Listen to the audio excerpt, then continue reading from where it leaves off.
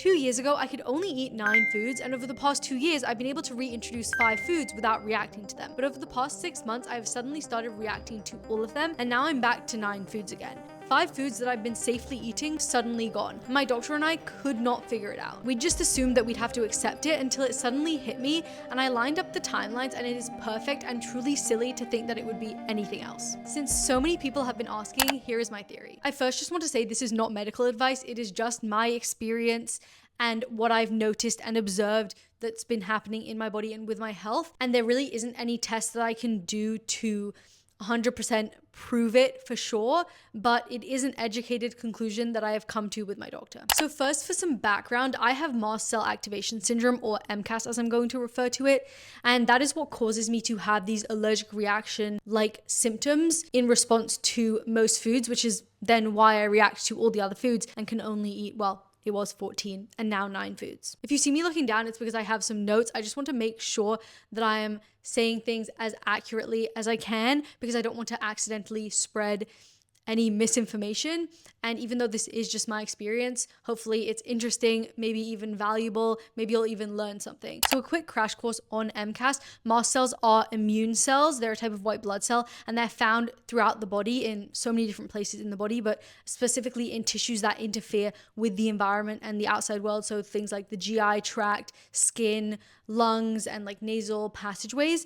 And normally their normal function is as part of the immune system and the immune system's defense. So they heal wounds and also allergic reactions and allergic responses. So say someone's allergic to peanuts, that is a threat to that person. So it normally responds and defends the body by having an allergic reaction. So in mast cell activation syndrome, what goes wrong is that the mast cells become hyperactive and they degranulate, which is the term for them releasing their mediators that cause all the various symptoms. They become hyperactive and they degranulate inappropriately. I once heard a doctor explain it sort of like they're twitching and leaking. So they're constantly leaking, which is causing all these baseline of symptoms, and then they're twitching. So anytime it comes in contact with anything that it thinks is like potentially a threat and is misinterpreting as a threat, they're twitching and releasing all of these mediators. So when triggered, mast cells release these mediators, and there are like over 200 mediators, including histamine, which is probably the one most people know about, tryptase, prostaglandins, leukotrienes, cytokines, all of these mediators that cause all these different symptoms in the body, cause inflammation and allergic reaction symptoms. And it causes such a wide range of symptoms because, as I mentioned, they're located in so many areas of the body. So some of that includes hives, flushing, GI issues, anaphylaxis, brain fog, fatigue, pain, truly can cause so many symptoms. And because the gut has such a big concentration of mast cells, that can lead to having a lot of food reactions, and that's why a lot of people with MCAS do have a lot of food reactions. But foods aren't the only triggers. Some other common triggers are environmental things, stress, even things like your own sweat or tears or hormones, which we'll come back to that in a second. It is so complex and so different for every person that has it, whether that's the triggers, the symptoms, how they can treat it. And it's also not the same as what most people know as allergies. What most people commonly refer to as allergies is an IgE-mediated allergy. This is one single allergen that leads to commonly anaphylaxis, and that is just one mediator. So in those allergies, the food is binding to the IgE mediator on the mast cell, and that is causing a specific type of degranulation and a specific type of reaction. But like I mentioned, there are over 200 different mediators, and there are many different receptors on the mast cells, and so many different things can bind to those different receptors. Like I said, stress and hormones can cause reactions.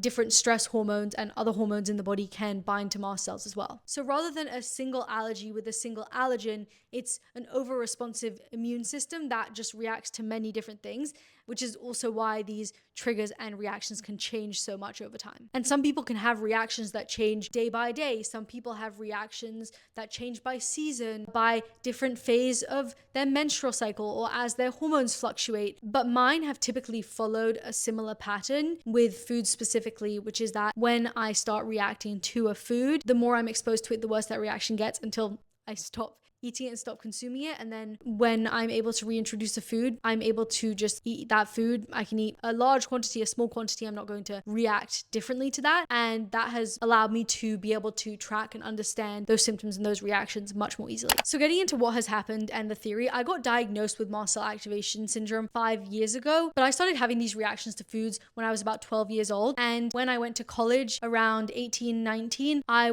think it was around like 16 to 20 foods. No, I think it might have actually been more than that.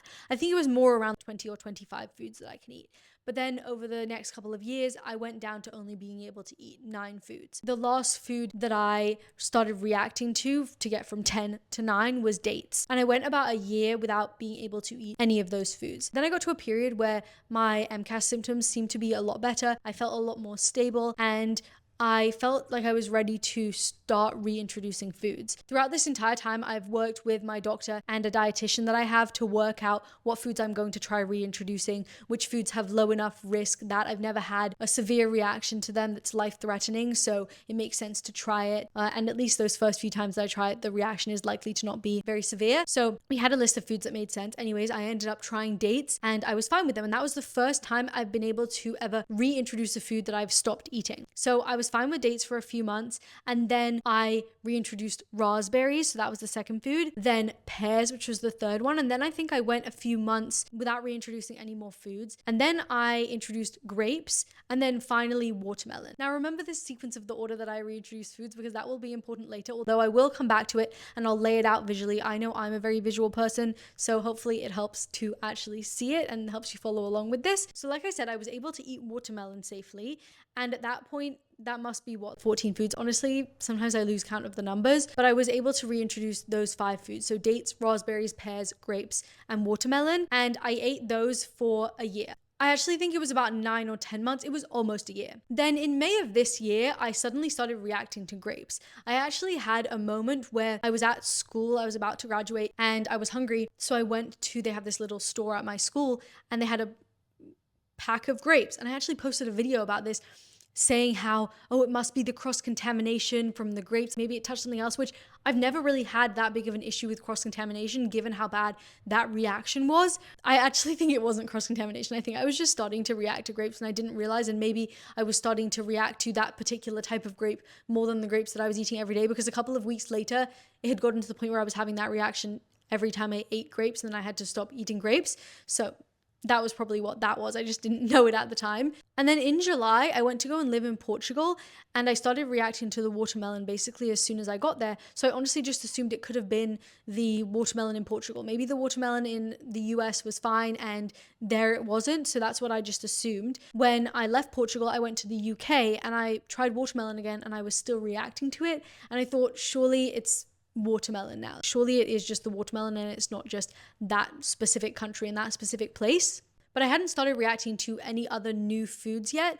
And then in September, all of a sudden I started reacting to dates. Actually, it wasn't really all of a sudden. Again, sometimes it takes me time to realize. I remember I saw my dad and I kept telling him how, oh, I feel like recently everything I'm eating is like giving me symptoms, making me quite sick. My tongue gets really itchy when I eat. My stomach hurts. Like it just feels like there's so much more inflammation in my body. I was saying this as if it wasn't a specific food. It was just, oh, my body's just having a little bit of a flare up. I don't know what it is. Well, little did I know, it was definitely the dates all along, because I was eating dates with every meal. So I just assumed it was food in general. But then the reaction started to get worse. And then it got to the point where I was like, no, it definitely is the dates. I stopped eating them and I actually realized I'd been having, so yes, I'd been having those symptoms the past few weeks, but I actually realized that I'd been having those symptoms since the end of May. But I had previously assumed that in May, when I started having this set of symptoms that were specifically around my dysautonomia and POTS symptoms getting worse, I just assumed it was because I got sick in like the end of May, beginning of June while I was traveling. So I assumed it was from that. But anyways, I suddenly stopped having those symptoms when I stopped eating dates. And I was like, you're telling me I could have just not eaten dates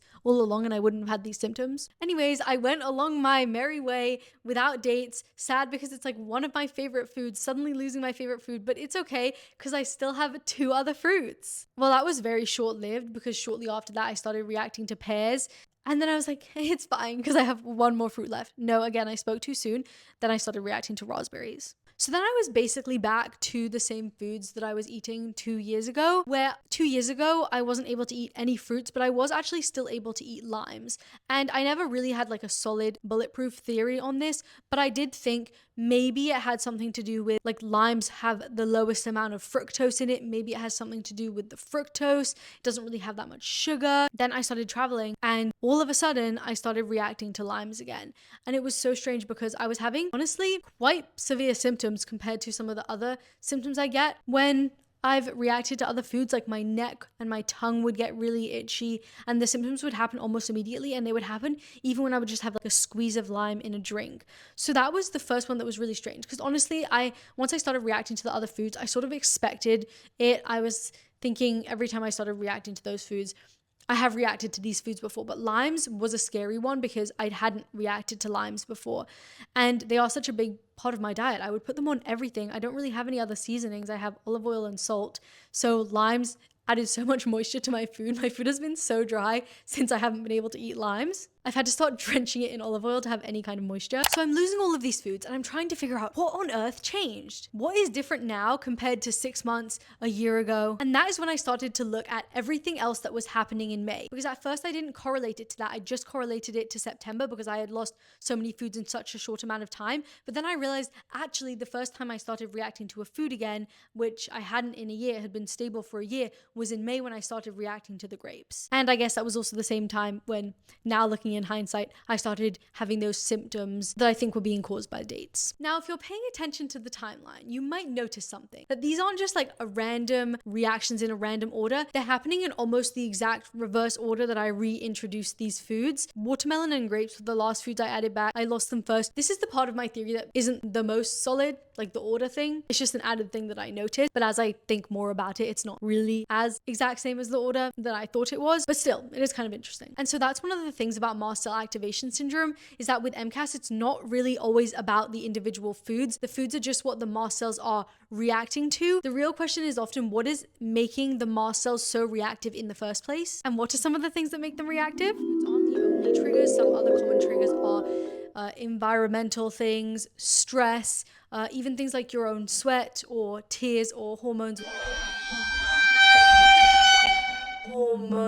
So mast cells have many different receptors on their surface. Some of them activate the mast cells and some of them stabilize the mast cells. And when they get activated, they can release many of those different mediators that then cause those symptoms. Since I got diagnosed, I've suspected that hormones have been a major trigger for me in general and from month to month as I go through my cycle. And something that I thought was completely separate until it suddenly hit me. And I was like, this is the theory. Now I need to do a deep dive and see if this could be the explanation for everything, is that for the past 4 years, I have had a very mysterious hormone imbalance that no doctor could solve. And for the past 2 years, when I was able to reintroduce all of these foods, one of the specific hormones that was part of the whole imbalance, I was very deficient in. It was basically almost at zero, and I was able to reintroduce these foods.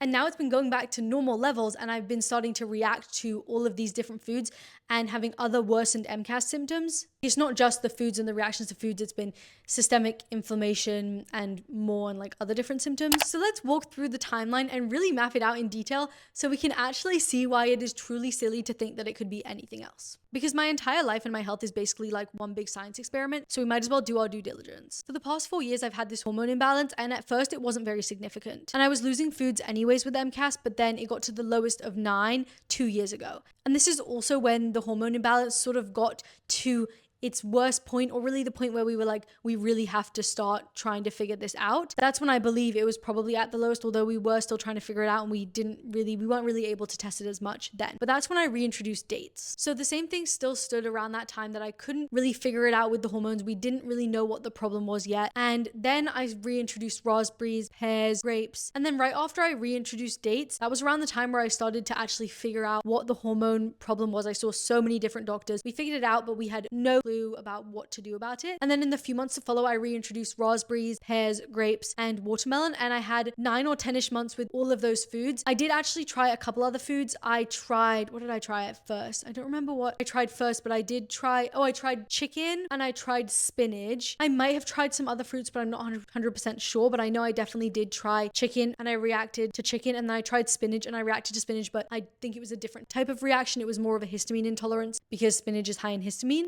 So like I said, we had sort of figured out what the hormone problem was, but we couldn't quite figure out how to solve it. So then at the beginning of this year, we started to figure out exactly the precise mechanism of the problem, of the pathology of what was happening in my body. So we started to have some strategies around how we could fix it, because we couldn't just replace the hormone, because I would actually react to it in every form that they would give me, which is also another reason that I know it's a trigger for me, because I reacted to it in every form. So we were pretty sure that it wasn't just like the other ingredients in the medication or the medication itself. And in May was when the hormone levels started to improve. And at first we didn't really think that it was like improving or that the problem was getting better, because it was so minimal. We couldn't really be sure. So at that time, I just still thought, oh, I still have this problem. And that's when I started reacting to grapes.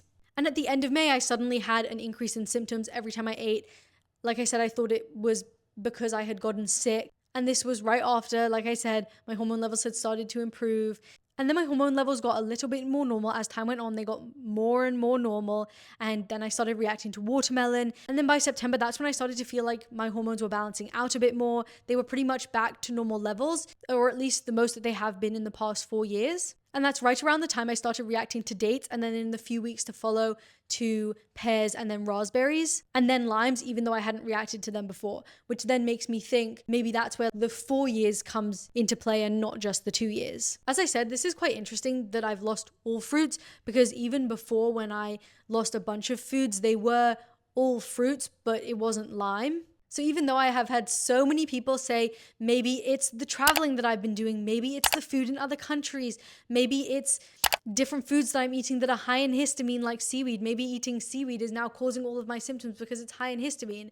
I truly do not believe any of those are true. It doesn't make sense to me to think that it is anything other than this. In conclusion, I truly believe that various of the hormones in my body are some of my biggest MCAS triggers, and have actually caused me to react to all of these foods, and that the only reason I was able to reintroduce them was because my hormones were low and I was deficient in those hormones. I'm not going to make so many different assumptions on details. It can be so many different things intertwined, and to some extent it's not helpful for me to know every single detail, and there really is no way for me to confirm all the different details. So to me, it's just about what makes me feel good knowing, and correlation doesn't always equal causation. At first, I was hesitant to share all of this because, like I said, I don't want to accidentally spread any misinformation around things that maybe aren't 100% proven, or somebody taking something out of context. But that's why I wanted to make this longer video, to really go through everything.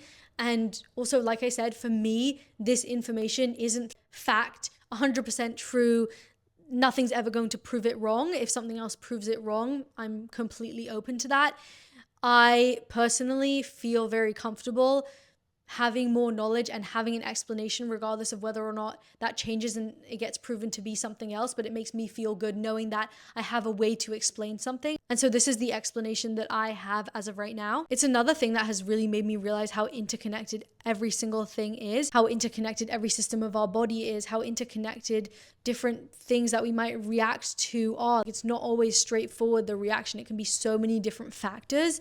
And that has always been one of the most frustrating parts for me about accessing good healthcare and effective healthcare, is because the struggle I've been having is I'm having this hormone problem, but none of the hormone doctors really know much about MCAS, and all of my MCAS doctors don't know enough in detail about hormones. So it's been a challenge to find somebody that knows about both, that is actually able to effectively help me. And it is frustrating that in some ways being healthier makes me worse. Being deficient in the hormones means my MCAS symptoms are better, which means I have more safe foods, but then also potentially serious long-term health consequences from my hormones not being at the proper levels.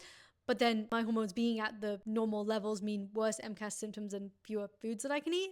So it is very frustrating to me, but honestly, the mental burden of it all is often more challenging and harder to deal with than the physical symptoms. So even just having this knowledge and this explanation feels like a huge weight off of me.